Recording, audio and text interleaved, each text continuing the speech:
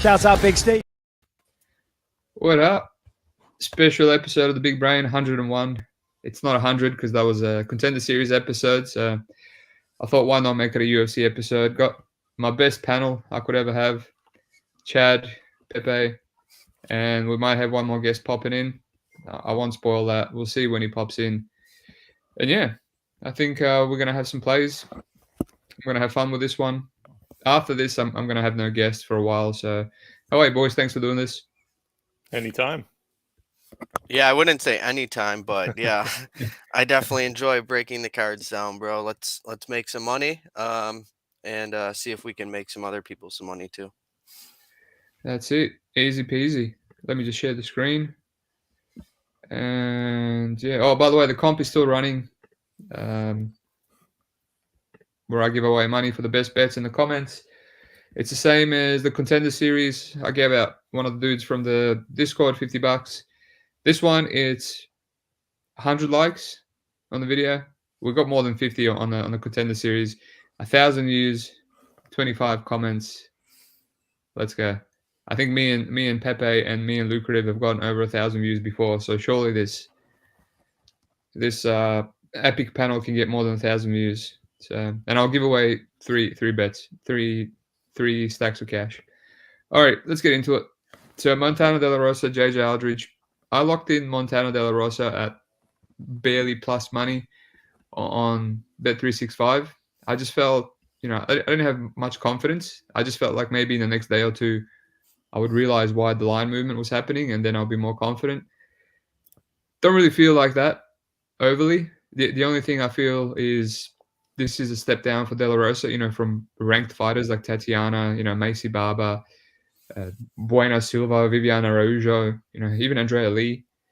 But even Lipski, she beat Lipski. Some people saying, Lipski, that was before her improvement. No, I just disagree. I just don't think the girls have been able to get her down like Gato and JJ. But if they did, I think we'd see that ground game still.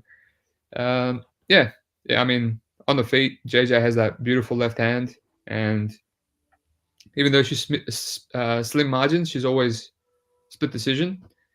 That left hand, it seems to be the cleanest thing that lands, and it's really obvious. And she wins, clear rounds with that, especially with De La Rosa's head movement. So I don't know. I got $2, barely plus money. The CLV is going. I don't know why people are still betting it. I can see this being quite sweaty, but I can see all the favorite upside being on De La Rosa if she can get a takedown.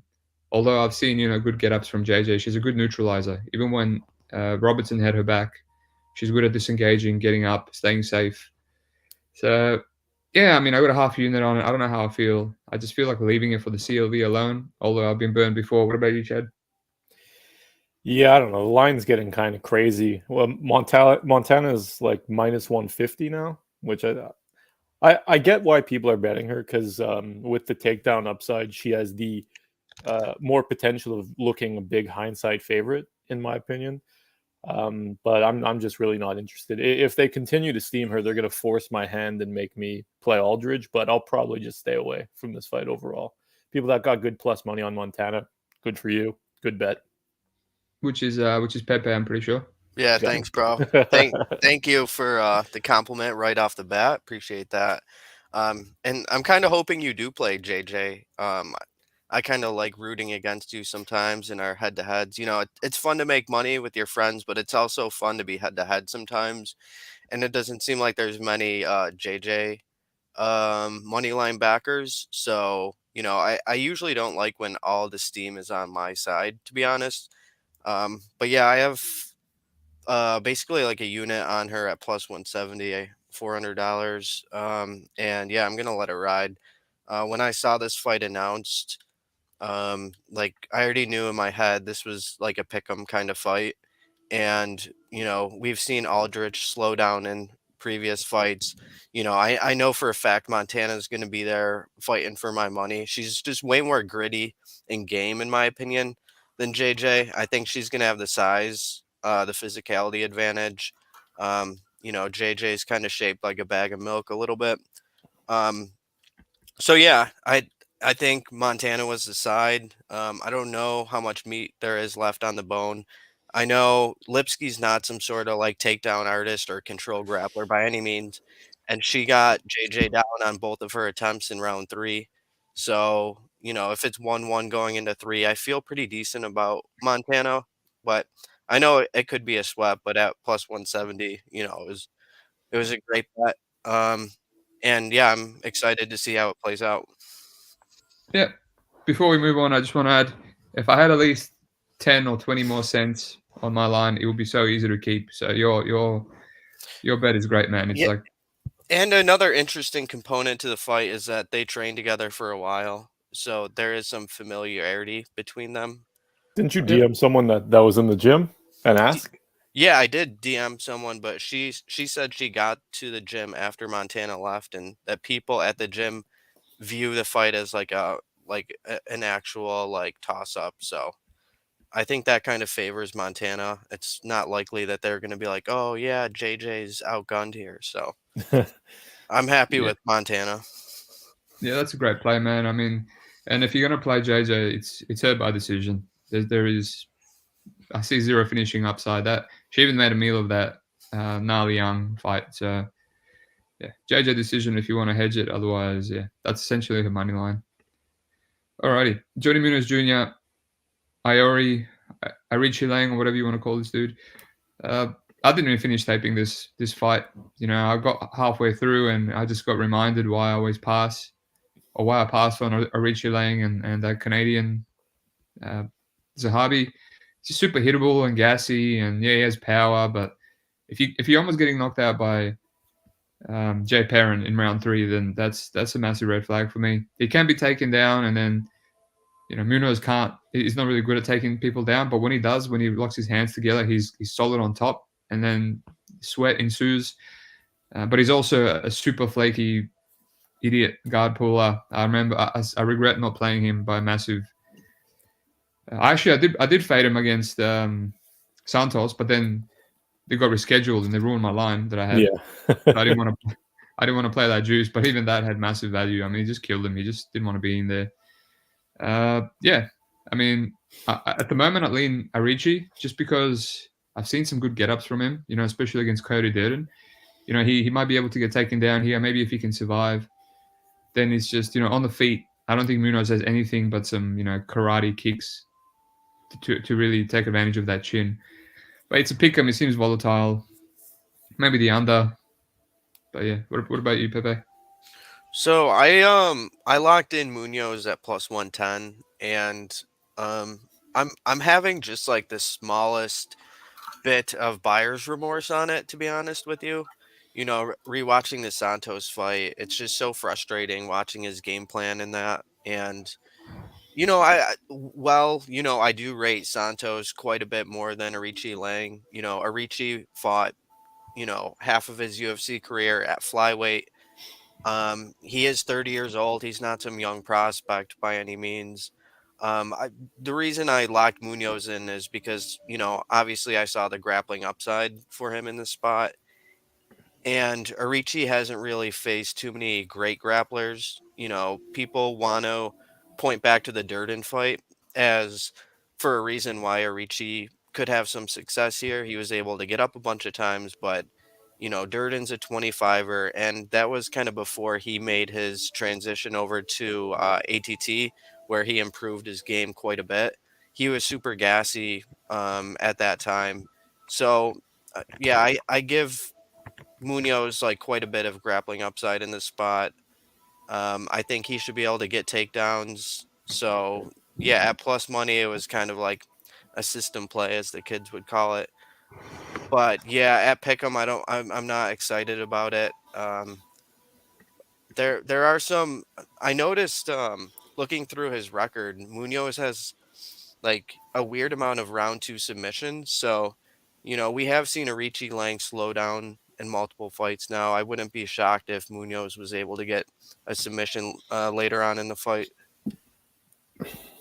Finish this off, Chad. Yeah. So I got a unit on Munoz at plus 125. Similar thoughts to Pepe, just the grappling edge at that point. it was just a must bet. But I couldn't bet more than a unit because I don't really trust Munoz that much. Both these guys are guys I, have faded and will fade again. So yeah, I just think a take if he gets the back, that's a round in my opinion, right? And he's pretty slick on the ground. He's not bad. Aoriqileng, I don't rate Mongolian grappling. I know he's in the gym working on it, but I think Munoz should be able to take him down and either ride out on top to a decision or rear naked choke him later if he has his back. So yeah, 1 unit, Johnny Munoz plus 125, but I wouldn't be interested now. The people want you to take your shirt off. Is that something you're willing to do? Depends how long the show goes and how many drinks I have. It's all right. We'll stretch it out. A little bit of that. We'll make it happen. We'll definitely stretch it out if you know what I mean. Also, someone was asking how much meat is on the bone. I don't think Chad has much left, to be honest. It's all gone. Let's see your flex. Tiny ass traps.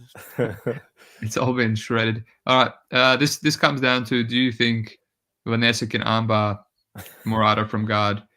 And I don't know. Even though she's been in tight ones against Dakota, and I don't really rate Dakota's jiu-jitsu off her back very highly. And I do rate Verna's. She still didn't tap, but obviously Verna has those jiu-jitsu hips, world-class hips, that if you do the armbar right, you will break it even if people don't tap, which we've seen. I don't know. I mean, I do think Demopoulos is dangerous, but I've only seen her, get one armbar so far, and she's had a lot of bottom time, from KK, from JJ. It's interesting names. Yeah, I don't know. I feel like Murata probably gets a decision here, but I don't know. I'm also kind of contemplating Vanessa moneyline. Maybe there's a weird way she gets a split.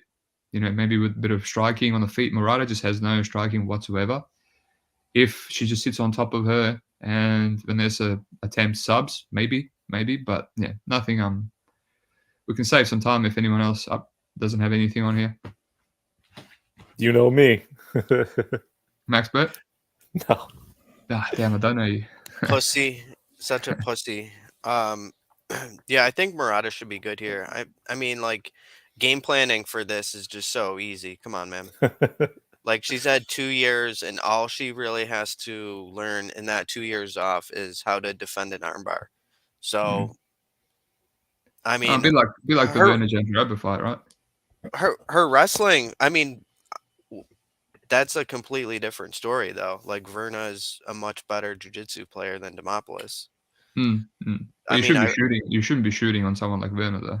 But that's what she does every fight. So, she's consistent to go for takedowns. So, I think she's going to get the takedowns. And, I think it's going to play out like the Corey McKenna Demopoulos fight from a couple years back, if you remember that.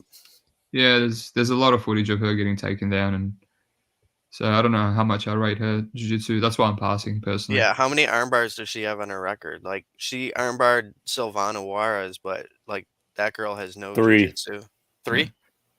Yeah. That was also a really high armbar, high level, like the way she set it up. But I just don't see that from anyone else, like in any of her other fights, which is weird. Maybe because she was rocked. Some people get rocked and then the adrenaline makes them fight better. Who knows?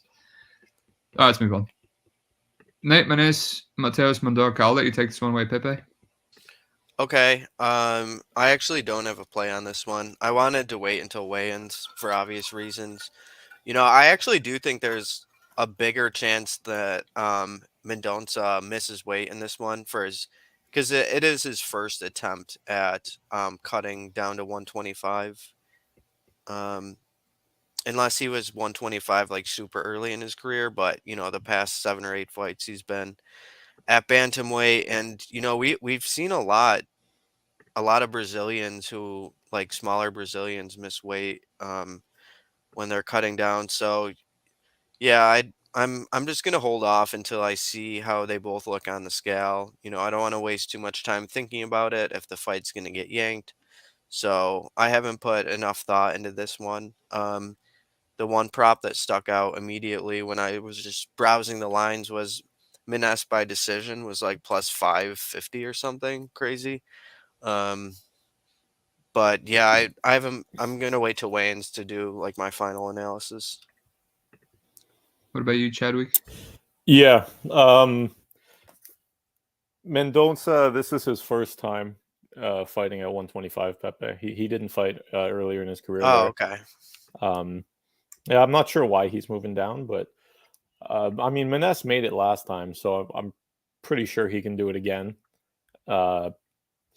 I think Maness is the side. Obviously, he looks like death at weigh-ins. You don't want money on him, but you mentioned his decision prop. I played. It was like 5. What would I play? It was plus 590 on his decision. So I played that small, and I'll be looking to play his money line after weigh-ins just to be safe. But yeah, I think he's the side. He's tough. I think he's going to keep coming. I would trust his tank more than Mateus's. So yeah, let's see. Maybe the line blows out even more. But I'll probably be on Maness money line as well, as I already bet his decision. So nice. So you guys are linking up. So the guy, one of the people just commented, said, "I don't get the love Maness is getting." The guy's like plus 225. He's not really getting a lot of love. Everything has been like Mendonça steam. So, and I mean, if we look at his career so far, like people are shitting on him because he lost to Umar and to Tajir. Like, okay, one's at 135 and he was like plus 700 there. He's gonna lose that fight. It is what it is. And he was a pretty big underdog against Tajir too, and it was his first trip to 125. Those are tough matchups. I know he got hurt early against Gravely, but he came back and knocked him out. He's a tough guy, and he's going to keep coming. If he's not finished, he's going to keep coming forward. So you keep saying keep coming. I've noticed. Is that like a? All right, he's gonna keep the pressure on and go for it. So I think there's some meat on the bone. I don't think he finishes Mendonça, which is why I played the decision, and we'll see about money line. There's no meat left on their bones making 125. I can tell you that. Yeah. Well, hey, Maness said he's making it easy on Twitter in a reply to me. So who knows? Yeah, queue up KO1 for Mendonça then. All right, so I actually have a play on here. It's the first play I have. I played the under 2.5. I've been contemplating it for a while. I had to retape, and I was like, this Mendonça kind of doesn't hit. I think he does hit hard, and Maness quite durable, but he's been finished before. Lapilus, he's been hurt a bunch.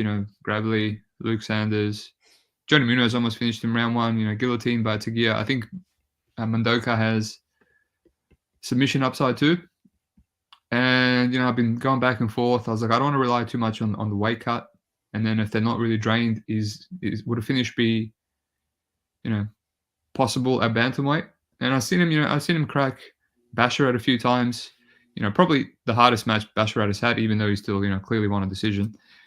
But, the kid's young. He's a shooter box. He's probably filling out a bit. I don't know why he's dropping down. Maybe he feels small. Maybe he can easily make it.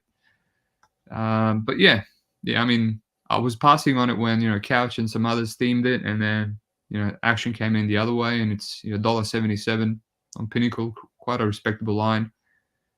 Pretty close to pick 'em.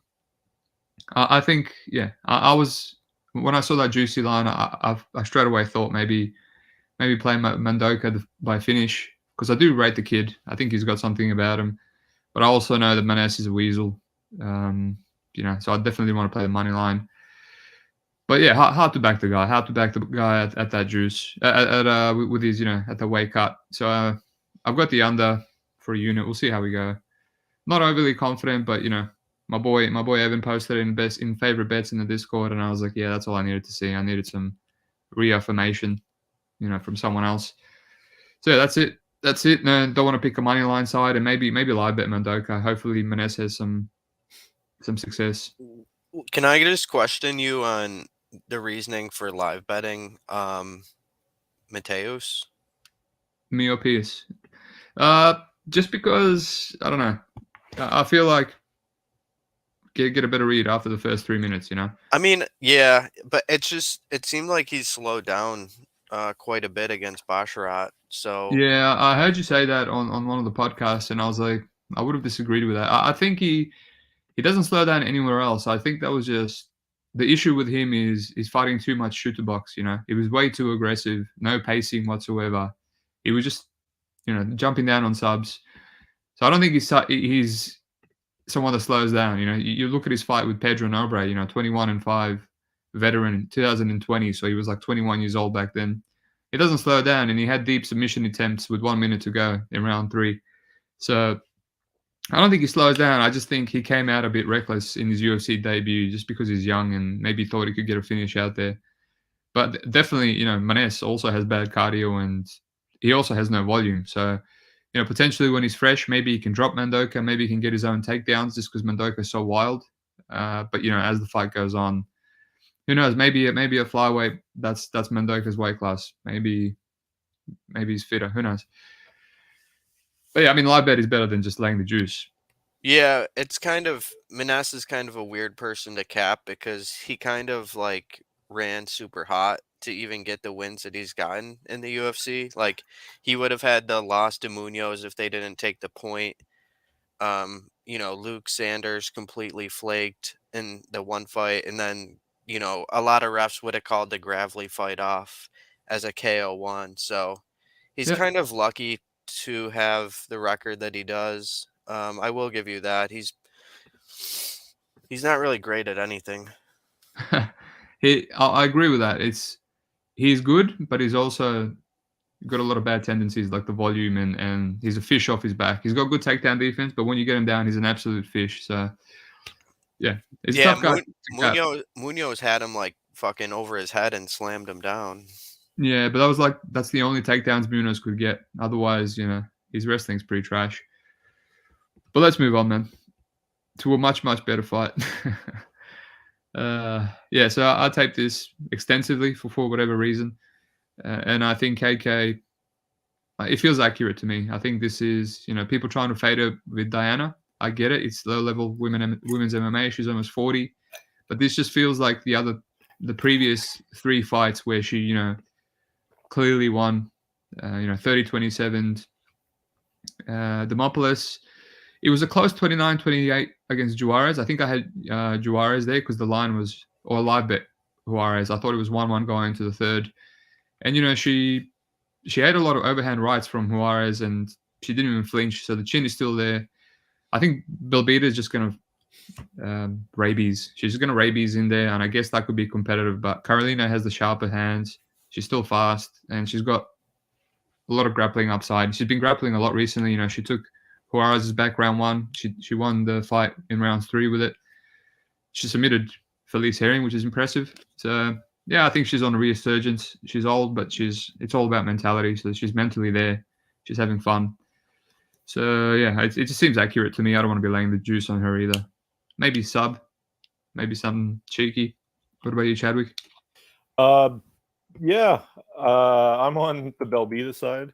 Oh, square. Well, I played.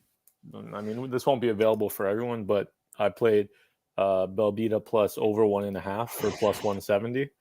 But her decision line is like plus 180 in places, which I think is fine too.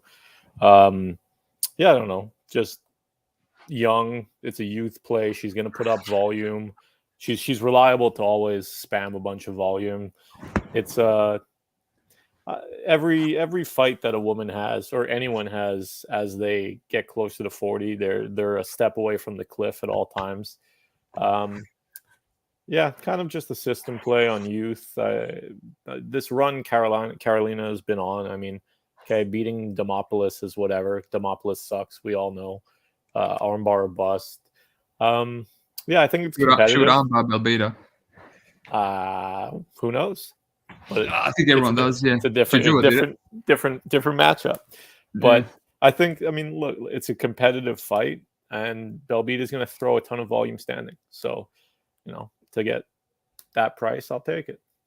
Yeah, I can't hate on it. It makes sense. I just don't have the balls. What about you, Pepe? Yeah, I played Belbita too, at plus 170, but I think now, like when the lines were out, like all I'm thinking about are the money line plays. I'm not thinking, oh, I can get a better decision line, because you never know, how much steam certain lines will take and where they're going to end up really. So I think at the current moment, plus 220 on the decision line, I think is available out there is a solid look for Belbita, but um, yeah, I have plus 170, and I think the main difference in why she's going to have a little more difficulty potentially, this might look like a really bad bet. I'm fully okay and aware that, she could get ran through grappling wise or dominated on the feet potentially. Um, but the difference in the past couple matchups that I see is that Belbita has a way bigger reach than her previous three opponents in this win streak. Um, Demopoulos and Juarez specifically have like really short reaches, and it just made things a lot easier for Carolina on the feet. And like Chad had talked about, just the fact that she's so much younger, so much taller, and she's constantly pumping volume out there. I just thought at that number that there's a decent amount of upside that the striking can be really competitive. Belbita has great cardio. I think there's a possibility that it's 1-1 going into round 3, and it looks like a really good bet. I just wanted to check one thing. Okay. But yeah, because I was looking through the stats. So did Carolina get a takedown on Juarez in round 3? She something happened. She fell over and then she tried jump on her back but failed. There Okay. was no real top time. Yeah, Yeah, because she got up ASAP. I was thinking about that because looking at watching her last couple fights, it seems like she slows down a little bit. Not as much as she did previous in her career, but I think she still is slowing down a bit. Her entries look pretty weak, and yeah, I'd rather be too early than too late on fading a 38-year-old at 115. That's Again, fair. I've heard that before. I like to wait and for the right moment rather than take a poke. I will say Belbita has bigger reach than Goldie as well, and that won that fight based on just a lot more volume. It's just Goldie, man. Like Goldie doesn't have a chin either. Yo, Goldie fucking almost beat Inoue last fight. week. Yeah, but that's Styles matchup, man. Inoue is nobody like as well. Like that's I know, another. but people were making fun of me for betting on Goldie last week, or whenever that was, at like plus 250 or whatever, and she lost 29-28. She won a round on a judge's scorecard every single round. Yeah. Yeah, it's WMMA. A lot of these fights play out very close. They make dumb decisions. Um, and I think the UFC is more likely to push Belbita as well. She's attractive. She has a I don't know you about know that. she's a I don't lot know about long. that. You don't think they would like to push her? No, they're giving Carolina these really low level matchups because they're getting on board of this win streak. Like Belbita they could have given her someone slightly better, Yo, but Belbita's gonna win by split, and people are gonna be fucking pissed. probably that's her path. Let's be honest. And Well, she's due after losing a split to DePola. So yeah, I think Belbita is a good bet to win round 3. I agree with Pepe about KK slowing. She dominated round 1 with top time against Silvana, but the next 2 rounds were very competitive in terms of like strikes landed, and Belbita is going to throw volume. And it's WMMA. I mean, Yeah, strikes don't really hurt each other, right? the biggest risk is just her getting taken down and potentially getting submitted, or she generally does work hard to get back up. But yeah, that's the risk in this play. Is she gets fucked in the grappling, but if it's on the feet for 15 minutes, I'll be happy with my plus 170. Well, Mbe has a max bet on the Carolina, so yeah, I mean, what could go wrong? Yeah, there's I can't disagree with anything. It's you either think it's accurate or you think it should be a pick 'em, and there's a bit of value on Diana. This is not one of those WMMA that I won my money on. Yo, it's like fucking Mbe is saying Diana's striking is horrible, but it's like, yo, look at that It is, bro. contender series fight. That Lithuanian girl against the girl who trains with Andrea Lee or whatever. Yo, her striking was the same thing. She was just whiffing, just like flailing her arms too. But if you just keep doing that, the judges will still score it. Yeah, it's also like who's on the other side of that. Like that chick was gassed after the first 3 minutes. Like just 2-1, 3-1, or whatever. So will Carolina be. Ooh. Yeah, nice. Well, good luck Cardio to doesn't you. get better with age. Yeah. I hope my guest comes on because I'm realizing what you guys are just on the same page, and I'm feeling Not that much. Carolina, Nate Maness decision, both on He Junior didn't- Munoz. he didn't bet Maness decision though. Oh no, but he that was That his was lean, my though. lean. you gotta pay for my actual bets. Well, Chad's paid for it, and then he locked it in after you gave him the bet. At a better line.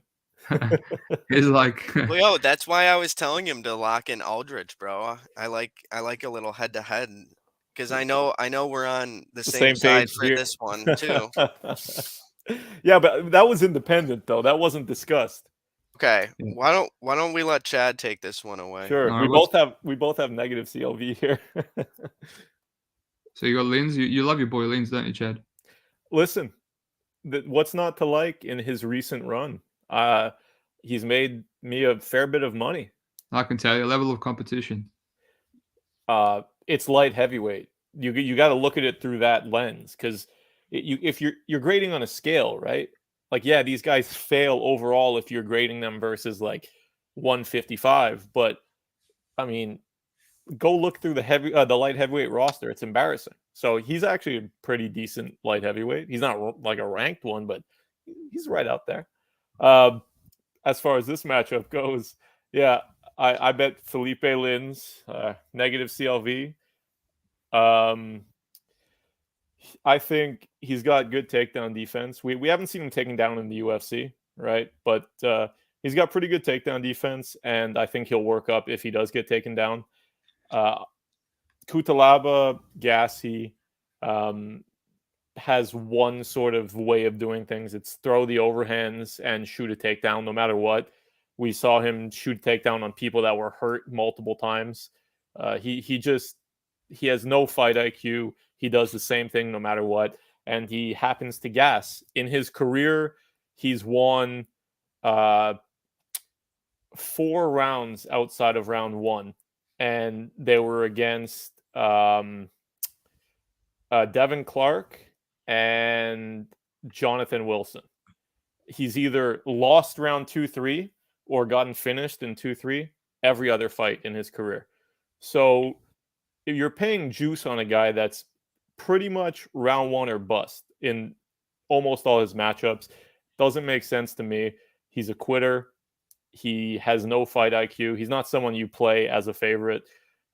He might kill Lins in round 1, but if he doesn't, I think he's in trouble. And so I bet Lins money line. The value is even better now. I bet Lins sub plus 1,000 and Lins sub 2-3 plus 2,000. Cool. I'll let you take it away, Pepe, so I can disagree at the end. No, why don't we do a sandwich, a Lins sandwich, and have you fight back? We're sandwiching Steve.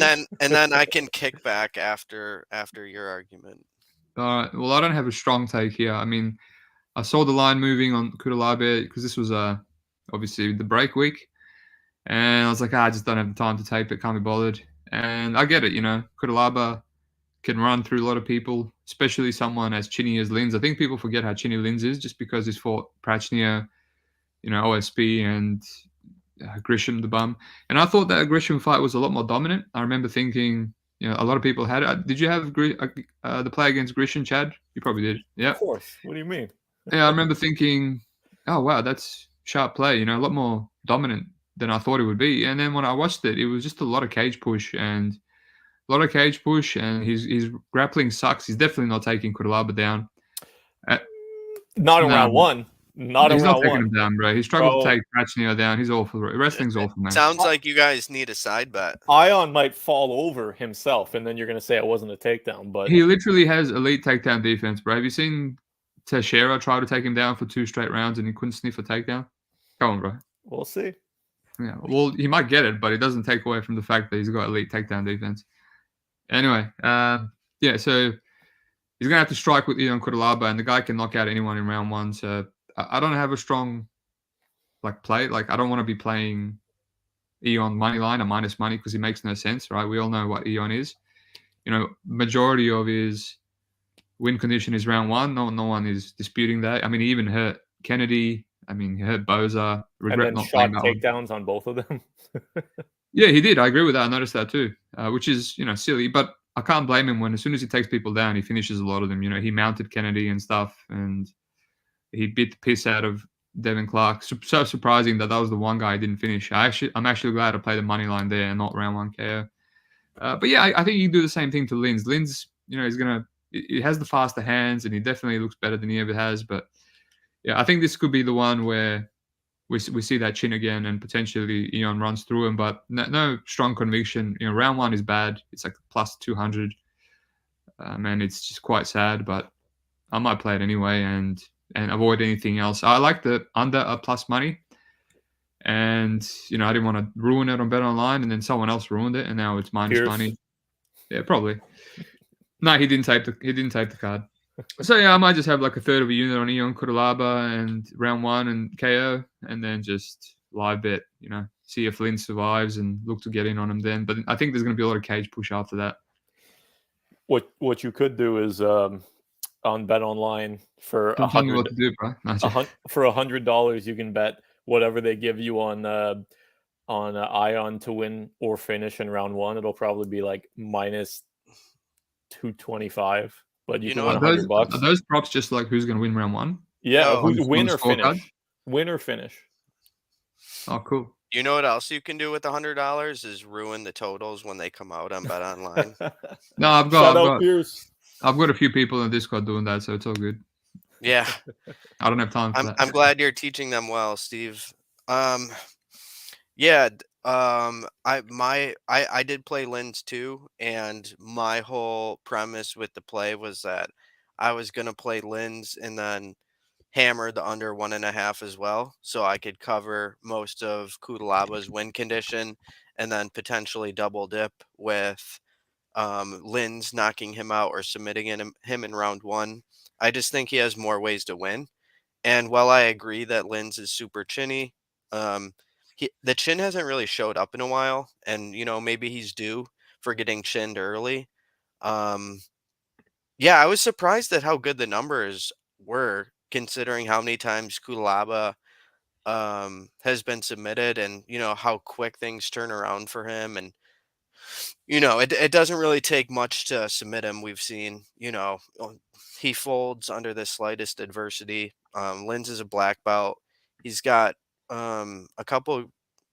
he's got multiple submissions on his record. He hasn't gotten one in a while. A lot of his fights haven't really included much grappling.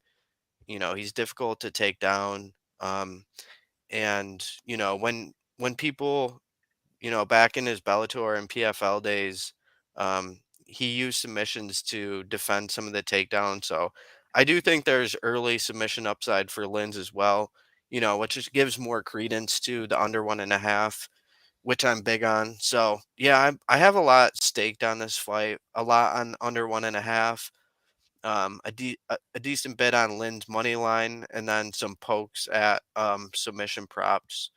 But yeah, I think the under 1.5 is a really safe play. Yeah, so I think one of them is going to be getting finished in the first round. Like Lynn's ate some pretty big shots from Grishin. A lot of people are shitting on Grishin as that win was garbage, but Linz was fucking cracking him, and Grishin has a chin, man. He hasn't been finished many times, so I don't know if Cutelaba would be able to eat some of those shots that Grishin was taking. Grishin landed pretty clean on him as well, and there's no denying that Linz's look completely different. in his past 3 fights, physique-wise, training at Anabolic Top Team. You know, he's having a bit of a career resurgence. So, you know, I've been riding the Lynn's money train. It's kind of like a similar dynamic almost with the Carolina fight where, you know, they're getting a late career resurgence and getting favorable matchups, and you know you're getting good lines on these people.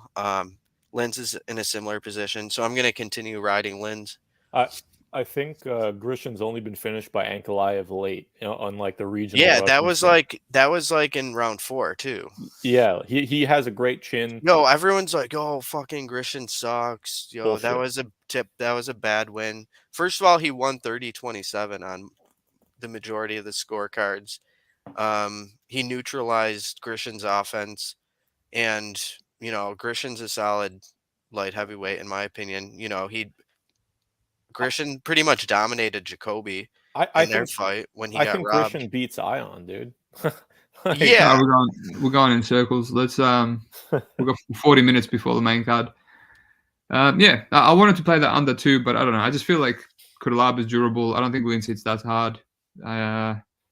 So I think all the finishing upsides on Cutelaba, but I mean, a lot of people have finished him in under 1.5. If anything, I'll play the sub because I think Cutelaba is an early tapper, and I've seen the guillotine. I've seen one guillotine on his record. That's all I need. So guillotine or Ion flips over and gives his neck for a rear. Yeah, it would have to be something flaky because I'm just not impressed with Linz's jiu-jitsu, considering he tried to grapple really hard against Prachnio and he couldn't sniff a sub. He couldn't even sniff any top time. So it would have to be like an implosion of Cutelaba, but that might happen later in the fight. It didn't happen against Devin Clark. I think Lince might be on Devin Clark's level. So, yeah. Anyway, we've got another guest. Let me put him in. What's going on, big man? Yeah, doing well, boys. How are you? Good. Yo, we need your take on break down this fight. Let's hear it. Yeah, sorry I'm a little bit late, man. You know, I told Steve I'm been out and about, so I've come in for this fight, right? Which is kind of a tough fight to break down, in my opinion, because on the one hand, I think Linz is chinny. He's been knocked out many times. And sorry if I'm repeating anything you guys said, because I haven't been listening to the podcast, but he's been knocked out many times, but he hasn't been knocked out recently. So maybe people are forgetting that he's been knocked out so many times. Obviously, he's down at light heavyweight, and if I'm not mistaken, quite a few of those knockouts were up at heavyweight. Were they? I remember knocked him in light heavyweight. I remember he won. Yeah, I remember he won the heavyweight tournament over at I think it was PFL, and then obviously he's dropped down in the UFC recently. But I think that there's a good chance that Cutelaba knocks this man out in round 1. But I wouldn't be playing minus 150 because if he doesn't, I can see this being a bit of a low-paced, boring affair where Linz wins round 2 and round 3. It really comes down to that round 1, man. I've been going back and forth between playing Linz money line and then playing Cutelaba in round 1. So I don't really know what I'm going to do.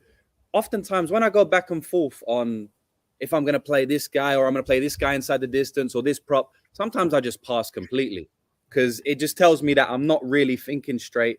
I don't really have a great read on it if I keep bouncing back and forth. So I'll probably pass on this one completely. I will pick Cutelaba to knock him out, though. I just got a feeling that he's going to get it done in the first round. But, yeah, I'm not going to be playing any money lines. Why not the under 1.5 where you get a lot of Cutelaba's win condition, but also potentially him wilting and, you know, Lynn's also finishing him early. What's the price? Is it even money or something?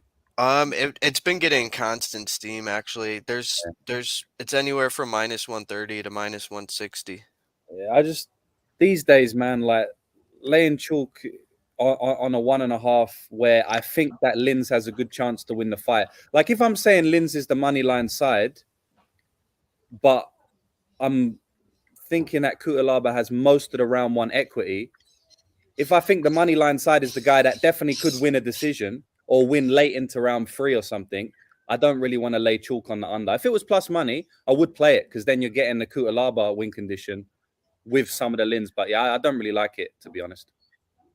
Yeah, sounds like we line up exactly. That's why I just want to hit the round 1, and you know, if I trust the Linz more to like run through them, like what is Cutelaba? Because I might play that. It's like plus 220. Yeah, the books are good these days on them. props.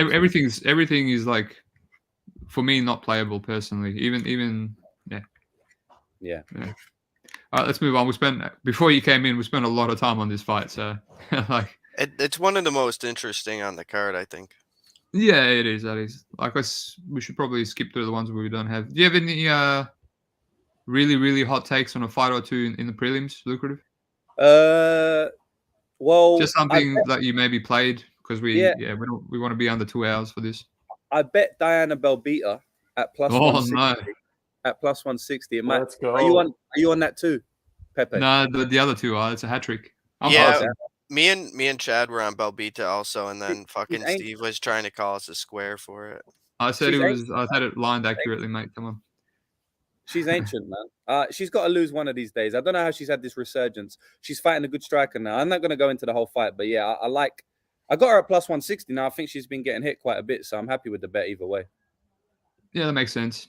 I wasn't knocking it. It's low. You can play the low women's MMA, dog. Yeah. It just wasn't for me. Fair enough. Yeah, that's about it, to be honest. All right, let's go to the main card, shall we? I think this is a good fight. Oh, it's a very, very popular fight among Twitter. I'm annoyed that someone said this fight was off, so I just didn't tape it until 1 hour before the podcast. I hate when people give me wrong information like that. So now the line is moved, and yeah, I mean, I get it. I think Hernandez and Algeo fights are pretty easy to cap. Algeo is going to start slow. He's going to get hurt. He's going to get taken down. And Hernandez is going to hurt people, take him down, maybe knock him out. And then he's going to slow down, and then Algeo is going to come on. It kind of has a similar dynamic to Billy Q. But I know old mate Levy was just banging on yesterday how it's nothing alike. But obviously Algeo has no power compared to Billy Q. But similar dynamic. I don't know why Alexander's dropping down to featherweight again. Now it's close to pick'em. I don't know. I'm leaning towards Alex, even a pick'em. I'm not really a fan of Algeo. I'm not really a fan at all. He's lucky to beat Brito. I bet against him with Brito, and lost to Ramos, which is super embarrassing. And yeah, it was very competitive with TJ until it wasn't. But TJ, I think, is even one more level of a flake than Alex. I think Alex can still hit takedowns while gassed. But yeah, at the moment, pick him. I don't know. I have to look into it some more. I do remember I did bet Feely as well over Algeo, and I do remember Feely hurting him multiple times with a head kick and a punch, and then backpacking him in round 3. So he's one of these guys. He warms up into the fight, and he's fighting better and better. But then he can still lose round 3. So to someone like Alexander Hernandez, I'll let you take it away, Lucrative, because you weren't here for the whole thing. Yeah, so I might regret this, but I actually played Alexander Hernandez yesterday at plus 110. I was waiting for the line to get a lot better because end of last week or the weekend, I just see loads of people playing Bill Algeo. I see everybody on Twitter playing Algeo, and I also had a few people message me about Algeo. So I thought we was going to get Hernandez at like plus 150, honestly. And then obviously it slowed down a bit. I know a few people told me that they got Hernandez at like plus 125, but I couldn't find it anywhere. And I have like 20 books. So I don't know if I was too late, but I couldn't find it anywhere. The best I could find is actually plus 115, but I couldn't actually bet on that in that book. So I played plus 110. I think he's going to win round 1. I don't really think there's a huge possibility Algeo wins round 1. So I'm kind of going into it thinking that I've bagged round 1. And also, the knockout can come there. We know Hernandez hits very hard. Bill Algeo is very hittable also. And so I do think that he can be hurt, he can be cracked. He's obviously going to come on, but I don't think it's like the Billy Q fight. I mean, obviously, there's some similar dynamic because Hernandez probably will slow down. Algeo will keep coming. But Billy Q is just constant pressure, non-stop. He doesn't let you take a breath. Whereas Algeo will kind of pick his shots a little bit more. I bet Algeo against TJ Brown at like minus 140. I had a big bet on him, a lot of money, and I was quite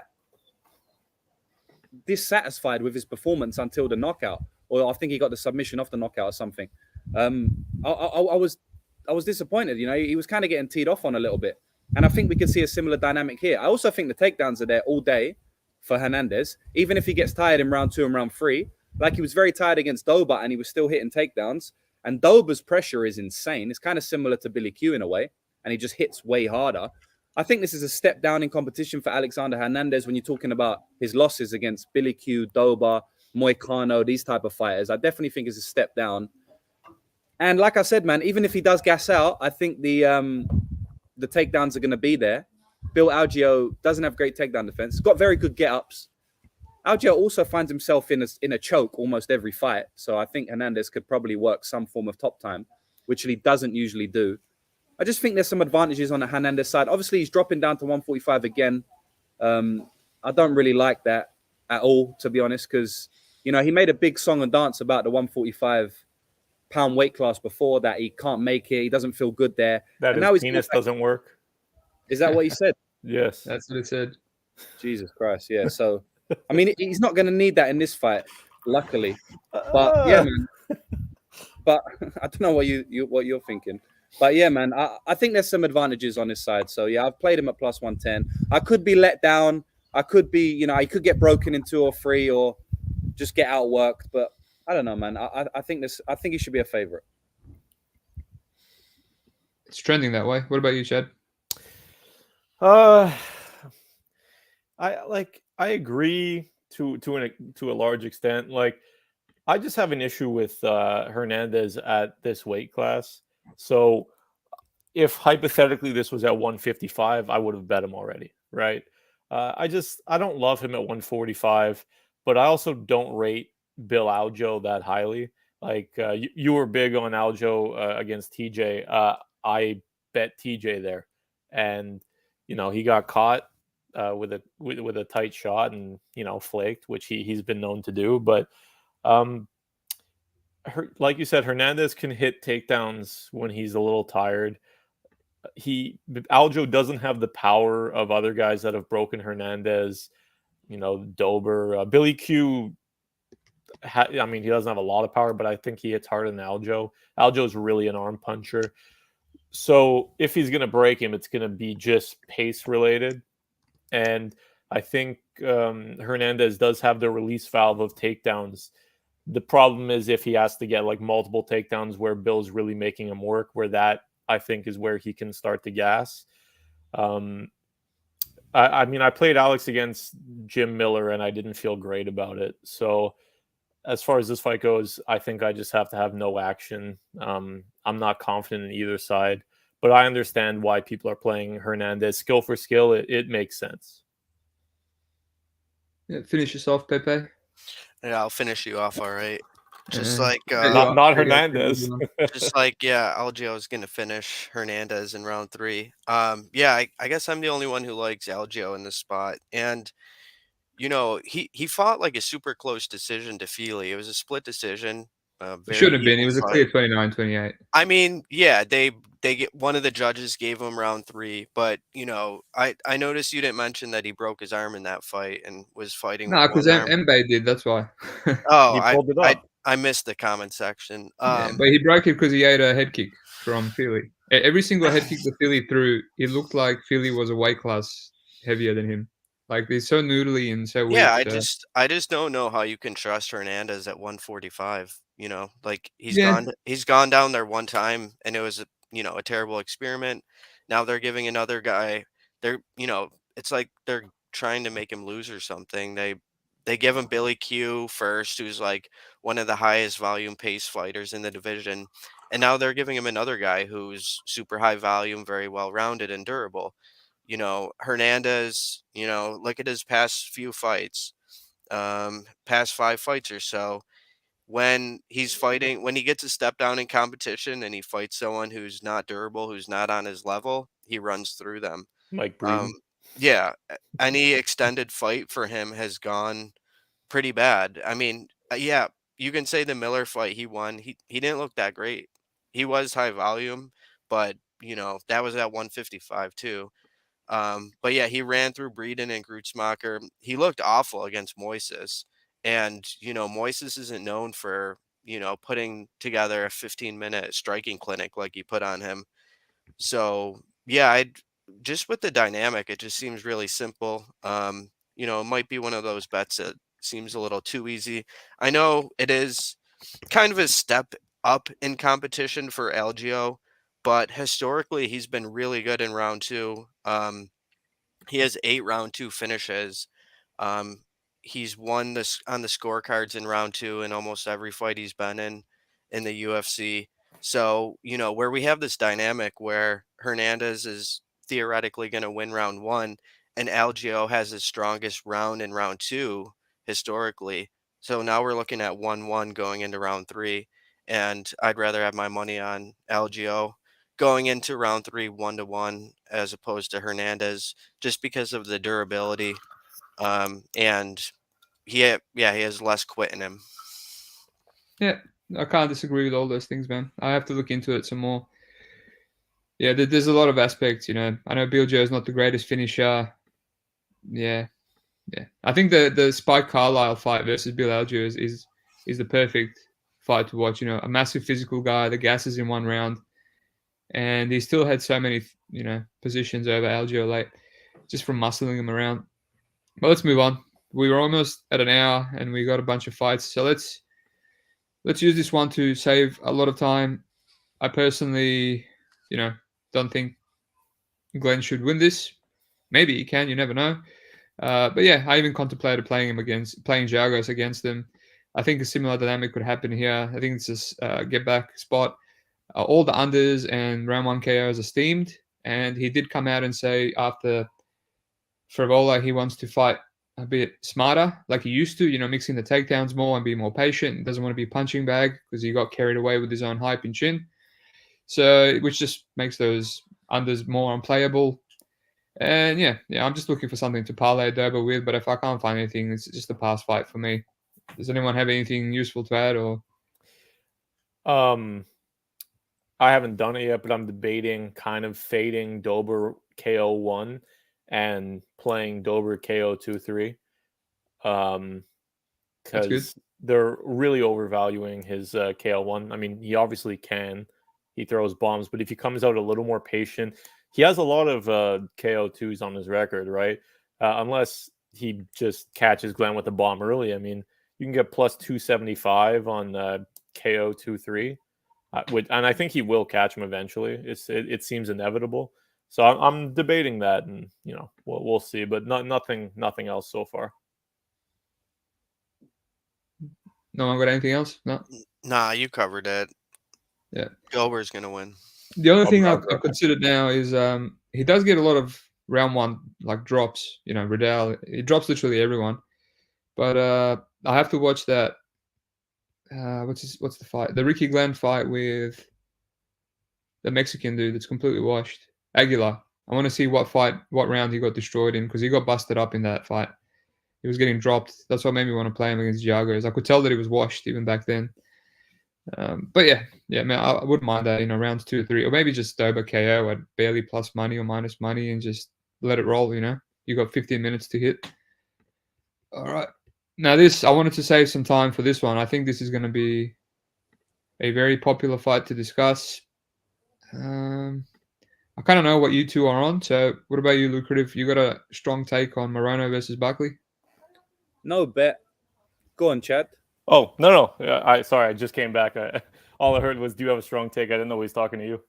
Yeah, I don't really have a strong take, but I've been going back and forth on this one again, just like Linz and Cutelaba. So probably again, I'm going to pass. But I kind of wanted to play Morono. It seems there's clear value at like 170, 180s. It just seems off when you just look at the name. Before I even did tape, you just look at Morono 170. You're like, oh, Jesus, really? And then I watched the tape and I'm like, this guy's so hittable. Morono gets cracked in every single fight. He gets hurt in a lot of fights as well. He gets finished as well. I just feel like Buckley might catch him. And Buckley can get round 3 knockouts. He can get round 2 knockouts. He can get round 3 knockouts. Buckley's got great cardio for the way he fights. He's very, very athletic, massive amounts of muscle. Usually these guys gas after round 1, like the next fight we're talking about, Razak Hassan. They fought each other. They're fairly similar in terms of, stature, the way they fight in some regard. But Buckley just seems to go 3 rounds kind of easy, and he puts out a good amount of volume. So I think Morono is probably going to be getting the better of him initially, because he does fight awkwardly and it's very hard to work him out.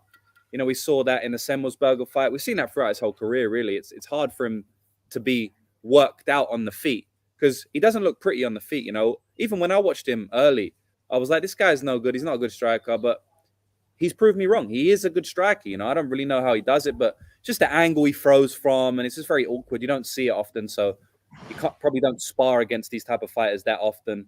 So it's very hard for people to catch a beat. But I do think at some point Buckley's going to get a read on him and catch him with something big. Even if he doesn't get a read, Buckley fights kind of unorthodox as well. Some of the shots he throws is very unorthodox, and I think that he could catch Morono off guard in that. So I think if it goes to the decision, you definitely want to be playing Morono plus 170. But if it goes to,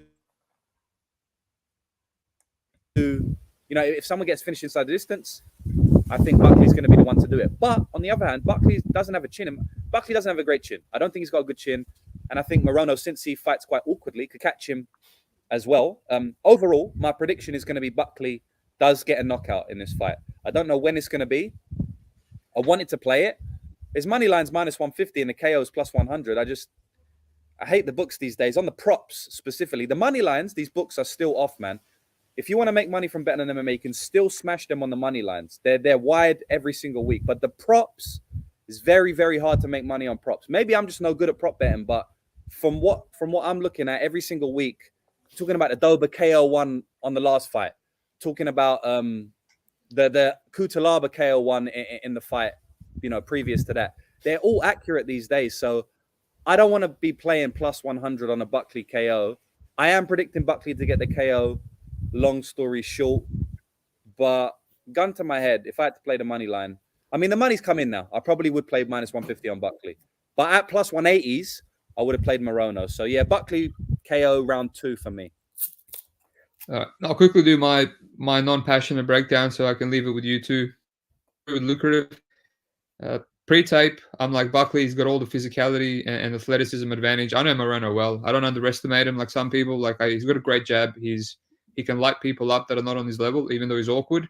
But super hittable. You know, getting knocked out by Ponzinibbio is not, you know, and he was eating, I live bet Ponzinibbio. I was lucky because he was 2-0 down. He was eating right hands all day, all fight, and eventually one caught him. It's like, how many can he eat against Buckley? I do agree that, you know, Buckley's chinny too. So it's after tape, I kind of feel like a square playing the Buckley juice because he's a bit wild, unpredictable, but I feel like after tape, and I've, you know, I'm the guy that played the Chirico K over Buckley. That's how much I don't rate his chin. But I've come away thinking, you know what, maybe his chin is not as bad because I've seen him take some shots from, you know, Al Hassan and stuff. And I think it's not good, but it's not bad. It's in the middle. It's not an elite chin, but he's not like a paper mache chin. I think Morono might actually have a worse chin. I think Buckley might have more power and a better chin. And, you know, he's younger. I think at welterweight, he's going to be more of a powerhouse. Yeah, I'm also leaning with the juice on Buckley, and everyone's getting in my head. People are like, oh, Morono's a good dog. And then everyone's like, the other people like, Buckley's a good favorite. I'll rather have my money on the dog side, but not in this case. I feel like it's a favorite to pass. So I'm leaning Buckley, and we'll see where the line goes. What about you, Chad? Because you fucking getting horny over here. Hell yeah. So let me tell you something. Tell me something, but keep it short, please. Alex Morono, last 8 opponents. What do they have in common? I don't know. I have to go through it. Oh, they're all washed? They're all white. One before that, black man. Insta KO. Chaos Williams. But jokes aside, like all these guys that he's fighting are kind of like slow plodding guys, right? Buckley is gonna be much faster than him here. And to acknowledge what you said about chin, at once, I don't think there is a chin issue with Buckley. I wouldn't say he has a great chin, but I was talking about this today with someone. Chinny. No, he's chinny. He has to be a little bit chinny because even Arroyo hurt him. Arroyo hurt him as well. He was fighting up at 185, which was not his weight class, getting hit by way bigger guys. He got KO'd by Holland in round 3 after eating a ton of shots. Big deal. Holland hurts everyone at 185 too that he fought. Okay. He got KO'd, a head kick. The Chirico sucks, but it's a head kick. Big deal. And Chris Curtis caught him. Curtis has knocked out tons of guys. It is what it is. So you're just gonna make an excuse for every knockout. Well, those are the only ones. I mean, Yeah, we don't have time for that. We don't have time for Okay. that. There's a pattern of him being knocked out. Yeah. How many times has he been knocked out at 170? How many? Zero. Okay. 0. But no, seriously. So big speed advantage for Buckley here. He's going to be a lot faster than Morono. I think if anyone's going to get the grappling going, it would be Buckley. If get on top through a takedown, mix it up, or just keep darting in and out from the outside, land his shots before Morono can react. I think Morono is kind of drawing dead to like a meme KO, and I give Buckley more KO upside. I'm on Buckley pretty big here. I think he's a side. I could be wrong, but I'm planting my flag. It's Buckley season. He's going to make it look easy. All right, finish us off, Pepe. I mean, obviously, you guys know who I'm playing in this spot. Yeah. But I do acknowledge that Buckley is chinny. Like, I'm not gonna be like ignorant to that fact. I've bet against Buckley plenty of times because he does have limitations. He's underexperienced. He's definitely a work in progress. But career trajectory wise, he's entering his prime, I would say. And I think Morono is kind of losing his step. And, in this game, you can't really afford to lose a step when you're fighting someone who's entering his prime, who's hungry. And Lucrative predicted the fight correctly. It's going to be Buckley KO 2.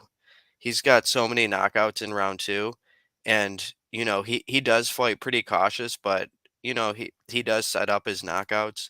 So, I can see him getting the round 2 knockout again in this spot. I was initially thinking decision because the line was so wide. So I did play a little early decision at plus 500 because I do think there's value in that. He does have wrestling upside, I think. But yeah, then I went back through his record and he just has so many round 2 knockouts. It's crazy. And Morono's been finished multiple times. He hasn't looked great as of late. So I also feel the round 2 knockout coming again.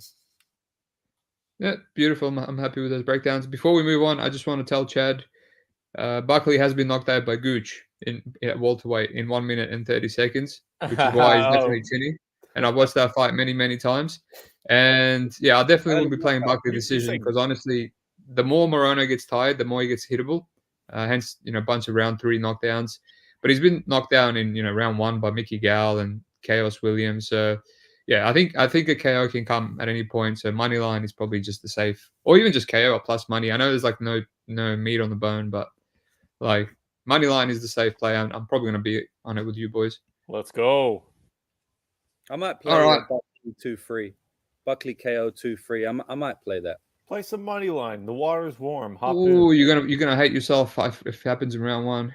But yeah, just a sprinkle. It's big numbers. I checked already. I think it's like 600 and like 800 or something like that. I mean, Fiallo was in like no danger in round 1. Like Buckley seemed extremely patient, and Fiallo's super chinny too. Yo, and like going back to the Duraev fight, like Duraev was like serving up a knockout on a plate, and it like took Buckley so long to even get it. It had to be a doctor stoppage to get that one anyway. So there's a lot of movement from him early, like a lot of lateral movement. He swings and misses a lot too, and he darts in and out so much that he's mostly athleticism. He darts in and out a bunch, and he's going to play it safe. He's not going to risk getting knocked out here. So I would think if it's happening, it's going to happen later. People have pointed out like the head kick, and I think that's probably how it would go. Morono's awkward as well. Like I said, it takes a while for anybody, for the most part, unless Chaos catch him or something, to get a beat on him. So yeah, I think later more often than not. Yeah, we agree. All right, Chad, not Chad, Pepe, can you introduce this co-main? I'm going to take a whiz. Yeah,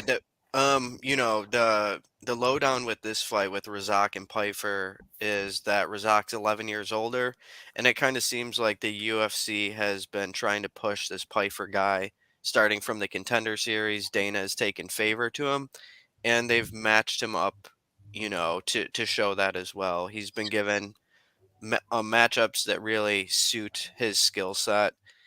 And, the market is obviously caught up with it. There's no secret that, Pyfer should be favorite. I just think the line is a bit too wide personally, for what he's proved. There's just a couple fights on his regional scene that I can't really get out of my head. The Pati fight in particular, with how bad he gassed and got finished by that bum. Um, so yeah, I think I took a poke at the Razak money line at plus 400. I see there's a bit of steam coming in on it now. He's down to plus 275 and plus 300 in spots. So I'm happy with the small poke on Razak money line at the big prices.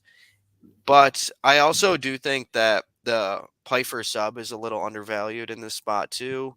He said in his interviews that Razak doesn't like to be wrestled. He referenced previous interviews about Razak being frustrated with people when Buckley wrestled him. His And media day today. Do you see that shit? yeah, no, that was yesterday. Oh, yes. But yeah, he made mention of it a couple times, and how he's the better grappler, how he's the better jujitsu player. So yeah, I think since he's been going for knockouts in his previous fights, the books aren't really caught up to the jujitsu upside I think he has in this spot. So I have some pokes on various submission props for Pyfer and a small play on Razak money line. Oh, Steve's back. Cool. Yeah, I was considering that submission as well. I don't know. I taped it, and it's hard to get behind Razak as a dog, unless you play round one. I think there's a lot of disadvantages there. But Pyfer, they've got a lot of similarities. They come forward and then they both pressure and they both wait for the single shot. Even Pyfer doesn't really throw in combinations, and he's there to be hit, man. He had a big shot from that other African dude on CFFC and Amadowski as well. So he's there to be hit, but I don't really know how this fight's going to go. Maybe he likes to go for double legs. Maybe he grapples. He mentioned in the interview he knows because Al Hassan can knock him out around one, and there's no way that's going to happen. Whatever that means, maybe he's going to play it safe. Yeah, definitely wouldn't be playing the under. I don't know if you said anything about the unders, Pepe. I know your unders are good. I respect your unders sometimes when I'm on the fence with mine. Yeah, I'm not playing the under here. Yeah, I think it can definitely go over. I think they're both durable, and you need like a KO. I think Hassan has good submission defense as well. I'm not shitting on the submission prop, just in general in terms of the under 1.5. I think he can survive over the 1.5. So yeah, just a bit of a pass fight all around, unless the round one KO prop on Hassan is extremely juicy. But even he's been trying to grapple recently. Try to grapple Ribeiro for all around one, and his grappling is pretty average. So I don't know. I think if anything, I'm just talking myself into start round two. But yeah, what about you, Lucrative? Yeah, I think both of you broke it down perfectly. To be honest, Pyfer sub is a good play. I definitely could see it being one of those positional TKOs where everyone's annoyed because he definitely likes to let his hands go. But yeah, I think Pyfer sub is good. He's been playing a lot of jiu-jitsu competitions lately as well. He fought GM3 in a jiu-jitsu. I think after he knocked him out, he fought him. And, he trains with so many good grapplers as well. So I think that we're going to see more grappling in this fight. But even on the feet, he can knock him out, man. Hassan's an old dude, man, 38 years old. I think the money line is wide, though. Like Pepe said, I just don't see how you can make Pyfer minus 450, minus 400, minus 500 at one point, I think he was. But yeah, I think Pyfer's going to finish this guy probably in round one, honestly. I know you're saying you're not playing the unders. I'm not playing the under either, but I think he probably finishes in round one, to be honest. Razak doesn't have like a bad chin, but he is getting up there in age. So, trajectory wise, he's due to, get a knockout early. And, Pyfer's obviously trending in the other direction. So I see what you mean. But just like market wise and what the books are offering at prices, you just can't play these unders. Yeah, I think he's just giving a prediction. I also don't think Pyfer hits that hard. Like he obviously does, but like one punch KO power. Like Aussie Diaz is chinny. You can see that on his regional tape. I mean, GM3 is chinny. Amadovsky is chinny. Austin It's kind of- Troutman. Yeah, it's one of those perfectly set up runs, just so he makes him look like a round one KO dude. But then I have questions about him if he gets extended because it's just a path. Show me fight all around. You got anything to add, Chad? And we'll go to the main event. Similar thoughts to Pepe. I got some sub 2-3. No, I'm Yeah. not so. I'm fairly confident that he grapples here. Maybe I eat shit, but I'm pretty confident he's going to shoot a takedown within the first 2.5 minutes. So call me out if I'm wrong, but I think that's what's going to happen. He'll probably run into a knee and get knocked out. I don't think so. But you can't go wrong with KO1 on Al Hassan. Pyfer has no business being minus 450. It is what it is. Yeah, I did see some crazy Al Hassan knockout round 1 props floating around. I think It's plus Yeah. 900. I played a little plus 1,000. Oh, nice. So yeah, that's not terrible. I played that, and I played Pyfer sub and sub 2-3, and so maybe I lose everything, but hopefully. Yeah, fuck hopefully. you played sub also. If I lose, you lose. You know what? I'm wondering what the one takedown prop will be for Pyfer on Bet365. when I they would open play it up. that if I had access. Yeah, sucks. It's because you were losing too much, so they They cut you off. banned me. Yeah, don't worry. All right. We'll talk about it. Main event: Grant Dawson, Bobby Green. I mean, what is there to say? I taped this, and I only taped this because of the podcast. Otherwise, I would have skipped it. And I left thinking I can't really get a read. Maybe I don't want to be parlaying Dawson. I felt like being square and parlaying him, and just hedging it off if the parlay survives. Bit of dog or pass podcast, but yeah, I just felt like having no confidence, and then also having no confidence that Bobby Green has any value. Yeah, I think he's old. I think he's getting up there. I don't think Dawson is as bad as people think. I think me and Pepe both won the plus money against his Magulov. I had to tape it 4 times to decide on that, and he just he's leveled up a bunch. I think Green is just too old. He can be taken down. Everyone's taking him down. Guida's taken him down. Moises picked him up and slammed him. He's really good at popping back up, but he does give his back up. So that's the thing here. Can you pop up against Dawson? He's going to get backpacked ASAP. I think he can even get hurt. Yeah, I don't know. I think Dawson can be competitive enough on the feet. I don't know. The under is a bit steamed. I don't have any strong takes on the under 4.5. Probably hits. I'm leaning probably Dawson sub, like a square sub prop. But yeah, it's barely plus money. It's actually better than Dober KO. So yeah, I don't know. Nothing popped out at me. I wrote down Dober KO, Dawson sub, Bobby Green KO for a super long shot, just because of that bad defense and maybe a 5-rounder, and live bet Bobby Green. What about you, Lucrative? Yeah, I actually like this fight for betting a little bit. I think the under 4.5 is a solid bet, man. Minus 200. I don't see this fight going 5 rounds. What would it look like go 5 rounds? Bobby Green defends takedowns and it's some weird striking fight. I think if that's the case, Dawson's going to get dropped, man. I don't like his striking defense at all. I don't like him on the feet at all.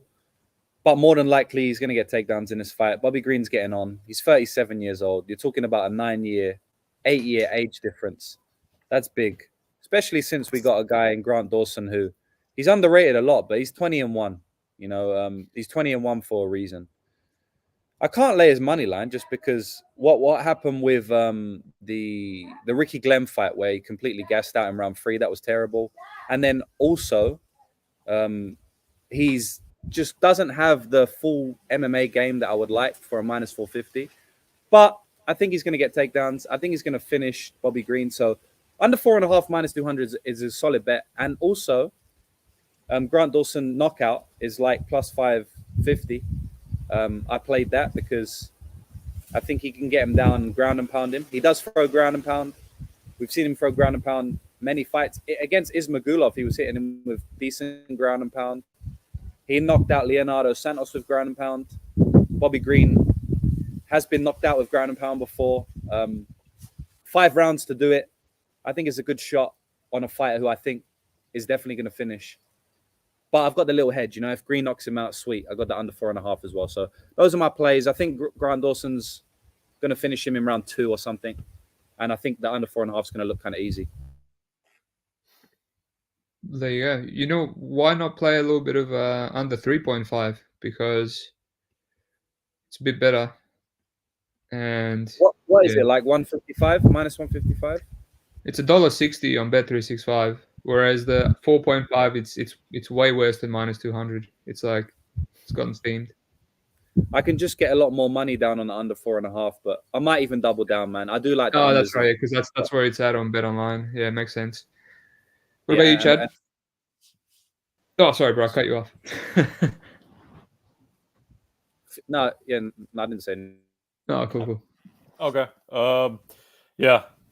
Sorry, I missed the breakdown, so I don't want to repeat anything. But nothing for me really. I heard the Dawson KO look, which I'm cool with. I think if you can get a good price on that, that's potentially a really good play. Other than that, though, I don't have too much interest in the fight. Bobby Green looked like shit against Jared Gordon. He didn't look good against Ferguson. If it was earlier career Bobby Green, maybe I would be playing him as a big dog here, but I don't trust him at this point. Dawson can take the back, and once he's got the body triangle in, it's a wrap for the round. So, but I don't have the interest in playing him minus 400. This card's not great for betting. I'm not going to blow my wad on anything here. I'll just keep it tight. Finish us off, Pep. Yeah, I think it's lined accurate. Yeah. Fair enough. Alrighty. So let's finish it off. Let's do some best bets. Should we do that? It's been a while since I've done that. Yeah, let's do that. All right. Your number 1 and number 2. We'll go from left to right.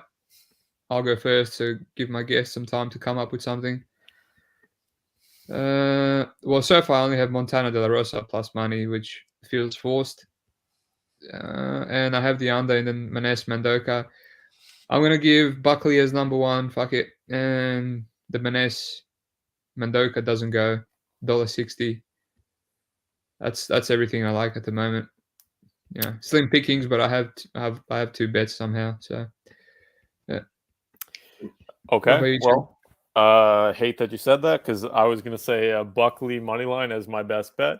So I'll give that as a half best bet, and then I'm going to say, just based on the line, Felipe Lin submission plus 1,000.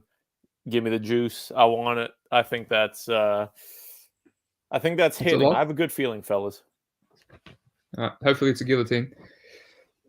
What about you, Pep? Yeah, I guess I'll play it safe and do the Lin's Cutelaba under 1.5 and Belbita money line. Ooh, yeah, that's probably gonna hit because of Cutelaba around 1 KO. All right, what do you got, Lucrative? Yeah, I like Belbita money line, as I said. Obviously, it's took a lot of money, so I don't like it as much now. I still like it for a play, just not as many units. I also like the Munoz Aoriqileng under 2.5. I don't know what you guys said about that one, but I think both fighters have finishing upside in that one. Johnny Munoz has very good jiu-jitsu when it gets down there, but I don't think he's good on the feet, and I think he's got a half bad chin. So, yeah, I like that bet quite a lot, to be honest. So I'll give them 2, Belbita, and I guess the Grant Dawson TKO is nice for a little big plus money at plus 550.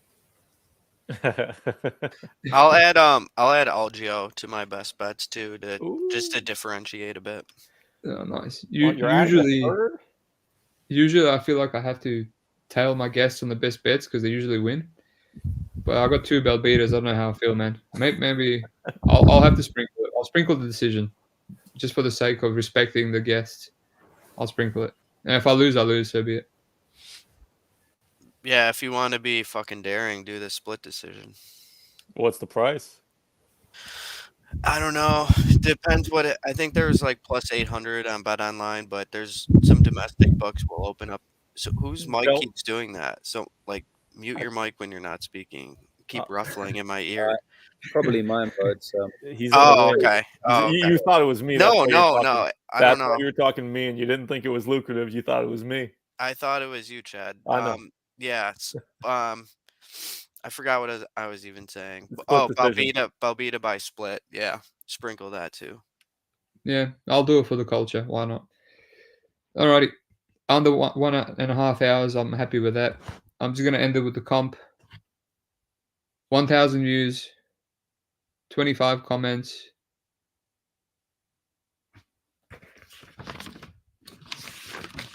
100 likes, and I'll give some money away. How much money? Does anyone have anything to add? How much money? I'll do $50. To every Is person. that- Bump it to 75. $50 was last week. Is that 50 US dollars or No, your it's little AUD, Aussie? it's AUD, bro. But I'll do 75. I'll do 75. Oh, we're bumping up the bonuses, Mr. White. Okay. Yeah. All right. Anyone got anything to add? Anything to Lucrative? You got anything, man? No. No, I'm good, brother. Thanks for having me on. Hopefully we all cash. Hopefully Pepe loses his bet against Algeo. But other than that, hopefully we all cash, man. Easy peasy. I think Hey, Dick's Insider in the chat. What's up, fella? beautiful. I always wanted to say this name, Dick's Insider. Feels good. Yeah, I think the viewers got a lot from this. You know, awful card for betting, but man, you just need one or two. I think we've given him plenty. So I might even lock some Dober KO at juice. Yeah, I like it. I think we're gonna profit on this card. I like it. Yeah, Pyfer sub too, boys. Pyfer sub. What about Yes. Bellator 300? So it might be Bellator's last pay-per-view. Oh yeah, I got a few of those. You got some bets, Lucrative? Thank we got- God. Hopefully it's the last one ever. Oh, Hopefully. come on. I like Bellator. I'm actually sad. Kai Yeah. Kamaka at juice. Kai Kamaka's decent juice, I think. Yes. Okay, we're all on that. Hat trick again, Belbita style.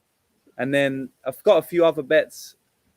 All right, one favorite is Kai Kamaka and one dog is Lema Court. I know she's probably going to get wrestled for most of it, but McMahon is like 55 years old, man. I think she can get finished. So yeah, Lema Court is like plus 190 or something. So I bet her as well.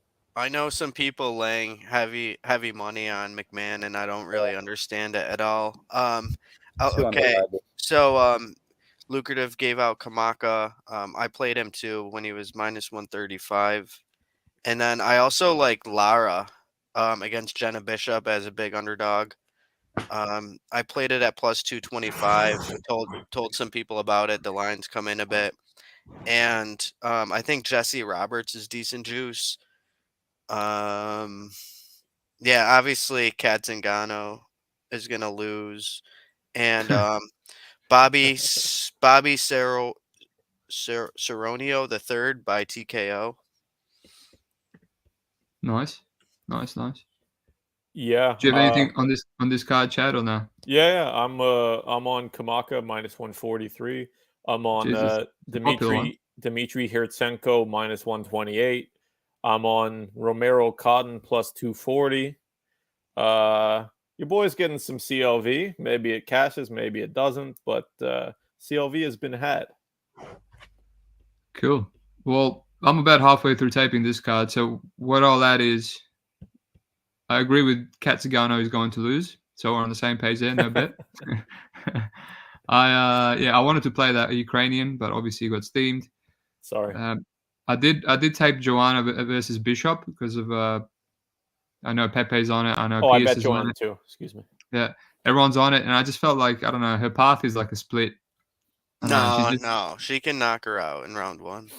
Yeah, because she's knocked out so many girls before. Come on, man. Like, Dude, Bishop her striking is garbage. It's a big step down striking wise too. It's awful, but no, she fought Luana Santos, who won via KO in her UFC debut, and she beat her too. Yeah, she fought a bum, Juliana Miller. She's Bellator fodder. Yeah, I don't know. I get it. She's got good hands, but like all her fights are like split decisions, man. Unless she's fighting Lara. Yeah, and I mean it was plus 200 when you got a much better line. So you got a much better line. It would have been easier for me to play it. Her but Bishop's takedowns are pretty ugly too. I agree. Awful entries, awful takedowns.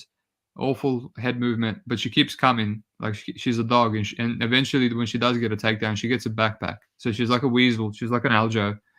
So that's why I can't do it. But if I had a bigger line, I would play it for sure.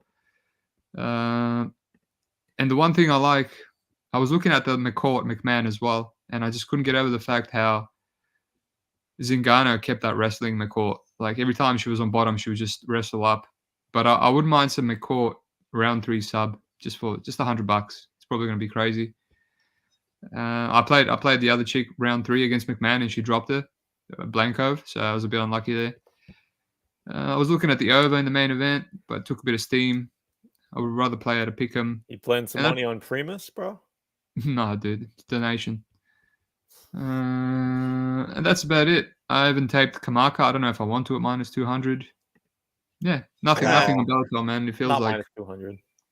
it feels rough. A play that I'm waiting on the limits to open up on is the Montalvo over 2.5. I just can't really get that much down right now, but I do see that one going over, and it's plus money. I'll get some down for you. Hit my DMs. All right. Cool. Well, that'll do us. I need to go. All right. Thanks again, boys. See you later, boys. Thanks for listening.